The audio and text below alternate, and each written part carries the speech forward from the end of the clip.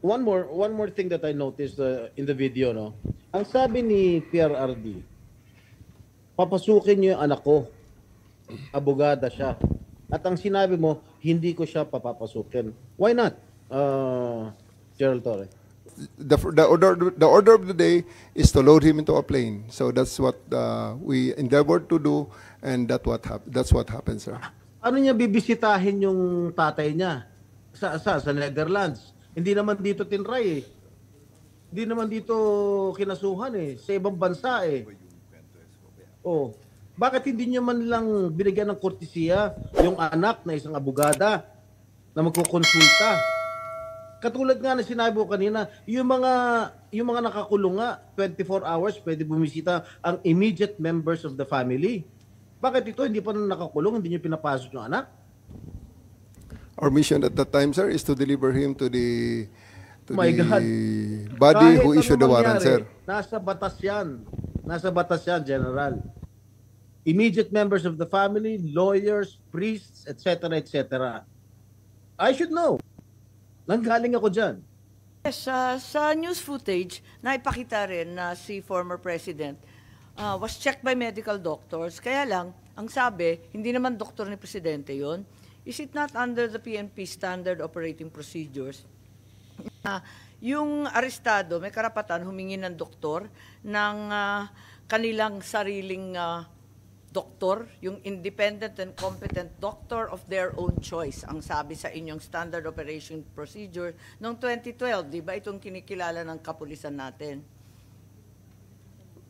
Ma'am, he has doctors who came over, and I believe they are from Cardinal Santos. We offered also the services of the PNP doctors, and we also offered the services of the post-hospital doctors there on the Philippine Air Force. Hindi, pero ang mahalaga, yung doktor na talagang doktor niya. Yes, ma'am. They came from the Cardinal Santos. Is their doctors. What they are actually asking, they even asked for ECG, and the ECG came. That was very, very different from the ordinary Filipinos. And they're asking for, I think, executive checkup. That's one thing that we did not accede to. Ang sinasabi Madam Chair, ninyo, if I may. po? Yes, Senator Jinggoy. So, walang katotohanan doon sinasabi na hindi ninyo pinagbigyan yung sarili niyang doktor? No, ma'am. Not true, ma'am. Okay. They requested the doctor. The doctors arrived. He was given an ECG. Subsequently, they asked Ms. Hanilet, the common law partner of the former president, for a list of his prescribed medicines. She declined. We asked a rundown of his pre-existing medical conditions. She declined. We asked what allergies he had. She declined. We asked that she board the flight with him going to The Hague. She declined. So all those rights accorded to him were given, and the doctor was given, and we tried to extract as much information as possible, but they all declined. Okay, Senator Jinggoy, I believe that Secretary John Vic said that these were untrue, that this was all fake news, that in fact his rights were honored, and in fact they provided an ECG which is above and beyond the usual practice. Yes, Senator Estrada, please. Thank you, Madam Chair. Let it be known that I am not protecting or I am not defending anyone, much less the former president of the Republic of the Philippines, President Duterte, since I am an ally of this administration led by President Bongbong Marcos, and at the same time a friend of Vice President Duterte. Now, since you've been asking questions addressed to Gerald Torre, may I ask Gerald Torre, how did you think did you handle the arrest of former President Duterte properly? Yes, sir. I do, sir. It's proper. It was proper, but when I saw the video, it was really, for me as a citizen of this country, it was really unbelievable. It was a very, very big disappointment. Because I can relate, General. Because when we were arrested way back 2001, together with my father, the same thing happened. All right, we were in the wee hours of the morning. We were the policemen barged in our hospital room at the Veterans Memorial Hospital. They were arresting us. They wanted us to be transferred to another detention cell because after the May 1 siege, at ano sabi ng mga police? Kalad ka rin na yan mga yan pag ayaw sumama. And at the same time, when I saw the video, parang nag-flashback sa akin yung ginawa ng mga kapulisan ng araw sa amin. At ang sabi mo, hihilahin ko yan, hihilahin ko yan. Is that what you said, General Torre? Sir, it's already all optics and tactics already because it's already. No, I am asking you. Did you say that? Hihilahin ko, hihilahin Yes, ko. sir. And I actually made good of it, sir. No. What prompted you to say that? Sir, I made good of it, sir. Sabi ko, sir, hihilain ko yan. And I went back to AS Medialdea, handcuff him. Bakit mo nga sinasabi? You know, your statements based on the video may reflect the PNP as an institution. Baka sabihin lahat ng ating mga kababayan, ganyan pala yung mga pulis. Masyadong wala man lang respeto sa matanda, sa isang dating pangulo. Ganon din ang ginawa sa amin eh. Can you justify why you said that hihilahin ko yan? Nakita ko si dating Pangulong Duterte, di naman lumalaban. What prompted you to say that?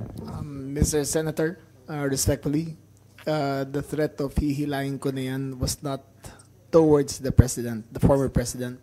It was ensued after a heated argument between his counsel and General Torre. In no way was the former president threatened with bodily harm. Yes, Who was addressing the sinasabihan ni General Torre? Was it the lawyer or was it the former President Duterte? Lawyer, sir, Attorney Medialdea. And actually, sir, after that, I actually went back to him, placed handcuff on him after reading him his rights and arrested him for obstruction of justice. And after All that, right. sir, I brought him to the bus and came back again and told Attorney Delgra he's next. And again, sir, I will reiterate with all credits goes to the former president because after he saw that I'm already very, very serious in bringing him into the plane, he said, okay, let's go. And I told Romy, the PSG, to just escort him and he went voluntarily to the bus that brought him to the plane. sisingit Alright, lang ako Senator Jinggoy. Kasi binabasa ko rito yung standard operating. Liwaliwanag naman eh. No torture, no force, no violence, threat, intimidation, or other means to vitiate the free will to be used against the arrested person. Di the more so, yung mga kasamahan ng arestado. Sabi mo nga, ikaw na nag-admit forcefully. Talagang you used force. Bawal po yun. Ma'am, it is, I placed ES Medialdea under arrest for obstruction of justice. Sabi And- nga ni Senator Jinggoy, hihilain mo pa. Yes, ma'am. I did because I have to get into their heads to make them to make it very, very clear to them that we are already very, very serious of Tama loading the nga. president to Oo the naman, plane. General, pinapaliwanag mo, pero bawal ang paggagamit ng dahas, ng pananakot, Ma'am, ng just to be clear. intimidation, or any other means. Ang liwanag nasa kapulisan yan Ma'am, just to be clear, operationally, there was obstruction of justice. It was the decision call of General Torre to place him under arrest for obstruction of justice. Now let us separate what happened to the president. You are talking about Attorney Medialdea. Yes, ma'am. Paano yung iba? No one else was armed, ma'am. Yung attorney. No, wait. Yung abogado. If I may, Senator Amy. Yes. Ayan. Sino yung kinaladkad nung isang pulis? Yung security na nakaitim. I think it was General Torre na hinila yung isang abogado. Dalawa yun yung abogado, hinila yung upuan, di ba? Tapos yung nakaitim na si Q, kinaladkad din. Si Attorney Delgra, sir, because he is next to be arrested. And because of that, the former President PRRD saw that I'm already that serious. And he said, he prevented the situation from further deteriorating and escalating. So he said, let's go. Isn't he entitled to a counsel of his choice, General? Yes, sir. For 12 hours, he was there. Oh, can't he speak to his client? Bigla niyo na lang They are there for 12 papalit- hours, sir, speaking to each other. Ano? They are there for 12 hours speaking to each Alright. other, sir. One more thing that I noticed in the video, no. Ang sabi ni PRRD, papasukin niyo yung anak ko. Abogada siya. At ang sinabi mo, hindi ko siya papapasukin. Why not? Gerald Torre. That is a decision. That is a decision. That is my call, sir. That is my decision. Considering that Okay. he had already been assisted by 3 lawyers all throughout Okay. that time, sir. And gabi na ho yun, sir. The request was Ano? made at around mga 9 o'clock na, sir. 11 Okay, hours Gerald after Torre, ganito, the ha? first arrest. Tanggalin mo na yung titulo ni Inday Sara.